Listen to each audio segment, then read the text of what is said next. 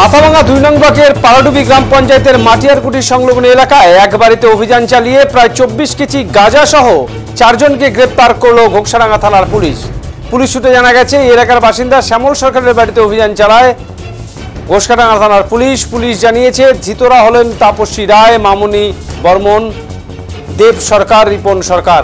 মাথাভাঙা অতিরিক্ত police super Sandeep Gorai জানান, অভিযান চালিয়ে ৪টি প্যাকেটে প্রায় ২৪ কেজি গাঁজা সহ ৪ জনকে গ্রেপ্তার করা হয়েছে। ধৃতদের বিরুদ্ধে নির্দিষ্ট ধারায় মামলা রুজু করে গোটা ঘটনার তদন্ত শুরু করেছে পুলিশ।